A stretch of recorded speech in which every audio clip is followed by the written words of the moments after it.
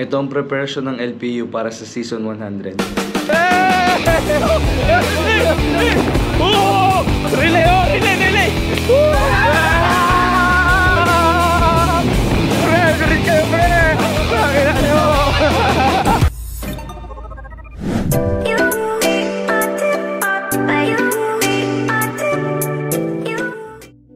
Ayon sa Google, isa sa 3 Pinoy ang naglalaro ng basketball. Sa dami ng player sa Pilipinas, maswerte ako at naging parte ako ng isang college basketball team. Pero what does it really take to become a student athlete?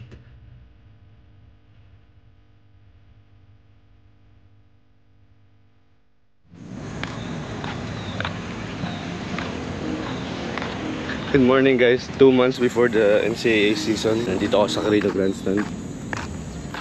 And nimimit ko yung team, LPU. Kasi every Tuesday and Friday, tumatakbo kami dito. So yun, kasama ako sa pool pa rin. After ilang months na preparation, ilang months din na kami. And ngayon, 25-month pool kami. Nagsimula sa mga 40 players, ngayon down to 25 na lang kami. And next week, magkakat na. Siguro, magiging 20 na lang.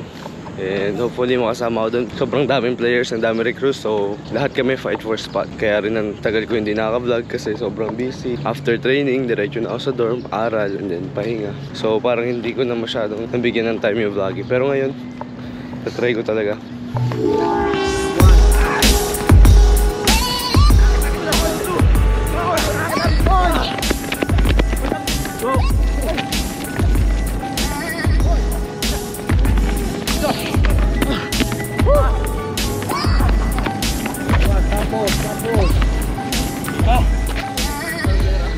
Ito ang pinaka-rip sa buong LPU.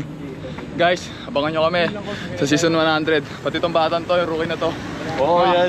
Aggressive yan. Mga Pirates, mga palong-palo. Basta tayo. Coach Jan, thank you coach. Ito ang ating trainer, SNR. SNC. Strength and Conditioning. SNR. I'm sleepy. Pinapatulog kita. Ikaw. Sana yung isang tangan dito. Ayun. Ako nakatulog. Practice kasi kami. Alas 8 yung practice. Ang time check natin ngayon, 7:30. Kita-kita tayo sa venue.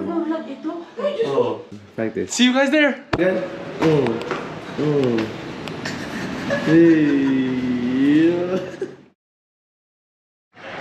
Hey, sir, bisita tayo.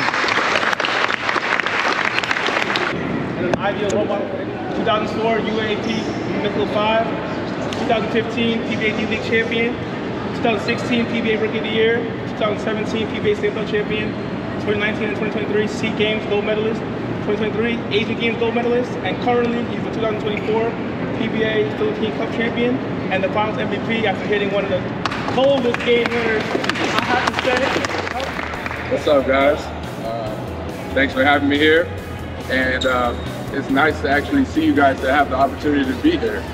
I don't know if you guys know how rare the opportunity is for you guys to be able to be here, have this group of people that you get to work out with, you see every single day, allow you to get better. There's a lot of people out there that don't get this opportunity to get better. So I want to tell you first and foremost, never take an opportunity for granted. It can be over in a heartbeat. One injury, you're done. I've seen careers end all because of injury. So first and foremost, never take an opportunity for granted. I'll see you in the PBA or somewhere soon, right? Chris, I was watching you since you had a buzz cut. Oh yeah? Morocco, I was still young. So you've seen the process? Yeah, I've seen the process. I was a fan of Rain or Shine before. I didn't like you. You were nice. Thank you.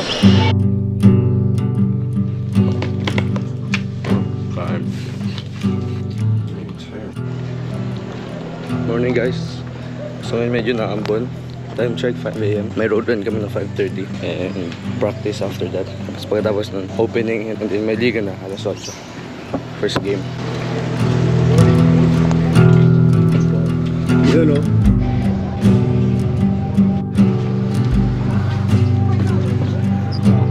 Dito na.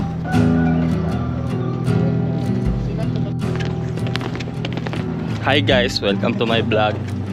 Today, nandito kami sa Carino Grandstand and i-share ko sa inyo yung mga daily routine namin. Ito, captain ball namin. Sobrang sipag. So, dito kami mag-sprinting. Isang oras takbuhan to.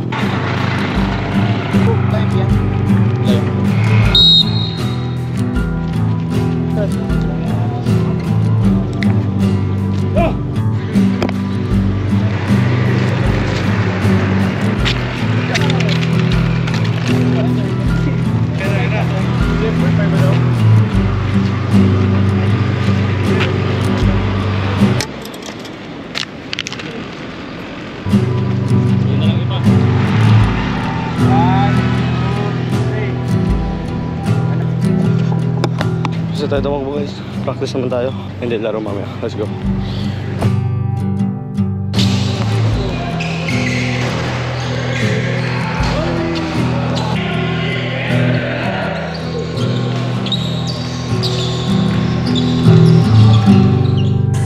Good evening, everyone, and welcome to the Mecca of sports and entertainment in the Philippines, the historic Smart Araneta Coliseum. The Philippines will take on North America. That's the most dangerous player on the floor. Absolutely. By one Early take, foul trouble. By one take, one you foul. 4-2. Santos showcasing what he has learned from his dad, Samuel. Thank you. Lula Nagaw. intercepted, pero binato lang yung bola. I was trying to make a pass. And Roman Look, Santos. more defensive pressure on the U.S. Oh, that's traveling. Sayang yun. Kasi nakuha na nila yung bola. Wala. 4-3. Incoming. Wala pa rin. It's a 12-point game. Very short. Sa taga-Philippines. Sa front court. So both teams now, they are in the penalty with 47 seconds remaining.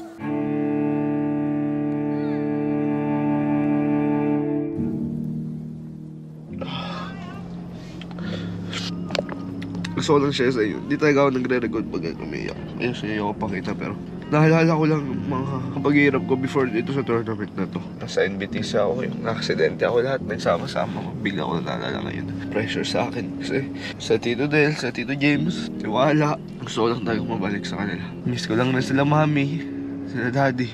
Kasi napakaswerte ng mga teammate ko. Lahat sila. Nakikita ko yung mga parents na nangyayang ako suporta. Na-miss ko lang sila. Kasi nasa US. Tagal ko lang din nakikita. Taas na expectation sa lalo sa Tito Del. Crucial talaga ito para sa career ko guys. Kasi ito ako mapaprove na sa college. Kaya Coach Gilbert. Kung ano talaga ako as a player. Kasi pag di ko na dala itong team na ito sa championship. Try to get your second win. Reporter Ashley Dacoco from the outside. Meanwhile, answering back with a three. Passes it inside. A good fake. And the foul plus the bucket for Richmond Casino. Honor na makover natin ito ka USA versus Canada as an N1 play. And he was able to sink that one in for Richmond Casino. That shot is gonna miss. Nakita mo siya talaga yung nandun lang sa baba to grab that rebound. And look at that, stealing the ball and stealing the show for Richmond Casino. That's a highlight play right there for Richmond. Touch ring, top ring. And another shot for Richmond Casino. Welcome! Largest lead was 11 points. So very similar lang.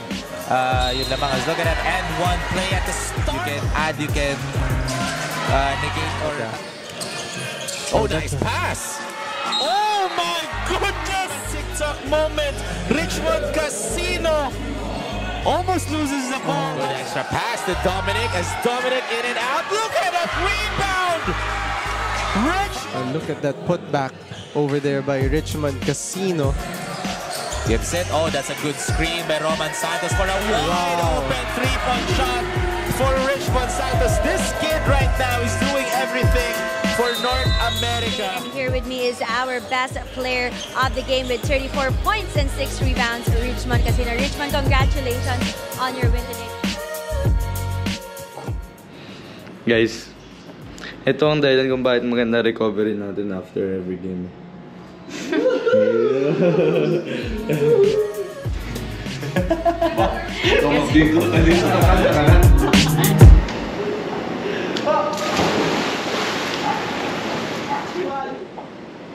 Kayo, pag nag-switch kayo, ganyan no?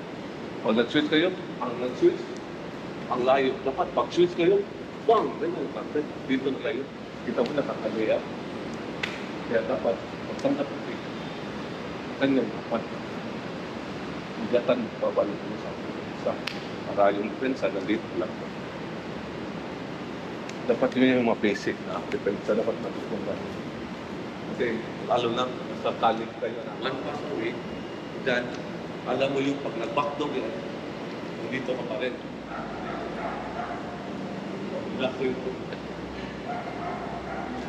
For his first 2 points. They can save the fouls for later. Boy, we're in a shootout. And I'm impressed with the ball handling of all these players. Wow. Just slithering through this. Philippines. Open three. Yes. That's a confidence to Robert Casino. You know, he doesn't think twice taking those 3-point shots, partner. You have to have the confidence. Shooting. That's going to be an offensive foul on John Rodulfa. Casino reading him properly. That's a big thing for Team Philippines. Along with John Rodulfa. Yes, their first championship after in the 1990s. Oo. Tapos sunod-sunod na yun. Big three-pointer for North America, courtesy of Richmond Casino. Casino has been playing consistently. Look how quickly the Philippines goes up. Oh! Ito yung Bill. Didn't give him room to land. 61-53. Nice little crossover. Oh, Casino just showing the hardware that he's got. Fresh clock for US, and they make it with a foul. That's huge. Foul is on Balansag. And this will be the momentum that they're looking for in North America. You know, Richmond Casino has been playing extremely well in this game. Well, that's really picked up his game. The first time that I saw him play this week, yung improvement niya, yung learning curve niya, playing the way basketball is played here in the Philippines and in the age bracket. And he completes the play. That's 4 points. Hines for 3. Oh, look at Casino just fighting tooth and nail. He once scored 34 points. I think Wednesday he did. Binibit-bit niya yung North America, no? Obokwelu gives it up. Oh, good reverse there. Well, he's on a mission now. Si Casino, partner. Oo. Siya lahat eh. Oh. Lead for the Philippines. There's a switch and therefore a mismatch in the paint. They don't get the ball to Alonso. Pero kanina pa. Oh, Casino just giving up here. He's having the second half of a lifetime.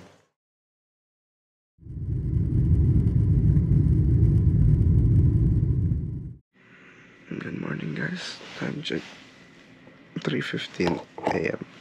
Medyo nag-a-adjust pa kasi yung katawan ko sa oras ng tulog, kaya nagising ako ngayon. Yung body clock ko sa Pilipinas pa rin. And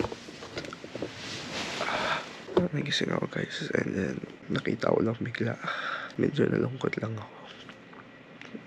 Then nakita ko sinusuportahan ko yung aking team LP, pero napaisip lang ako kasi sayang. Feeling ko talaga kasama ako sa lineup sana. Ako naghirap rin ako. Kasabay ko yung kuya ko. Naghirap. Kasabay ko kasi sila talaga sa hirap eh. And hindi ako nakamiss ng practice ever since. Kahit may sakit ako, pinilit ko. Naisip ko na lang, hindi pa para sa akin. Hindi ko pa tayo ma-line up. Si Lord na bahala. Alam ko yung plano niya mas mabuti. Kaya ngayon, magsisikap muna ako. Makabang wala pa ako doon. Magtitraining muna ako sa sarili ko.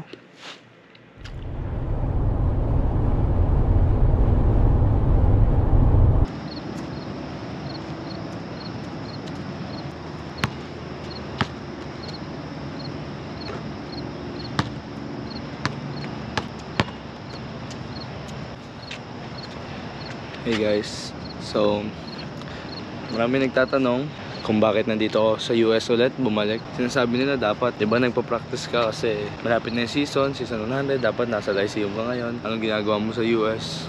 Namimiss mo yung training, bakit wala ka? Ang talagang reason bakit ako bumalik sa US is kasi hindi pa ako citizen sa US and green card holder ako.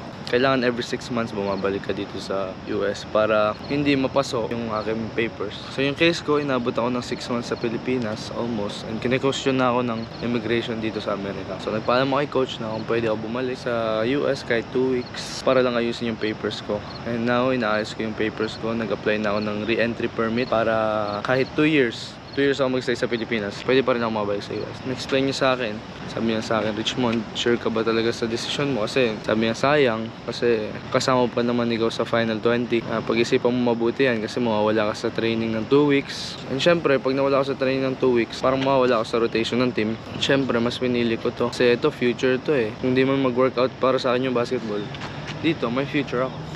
Sa mga kuya ko dyan, sa mga teammates ko sa LBU, congrats, nakikita ko yung mga games nyo. Sana nandyan ako, pero sa ngayon, practice muna ako ng sarili ko and tingnan ko na lang kung anong mangyayari sa future. Let's go.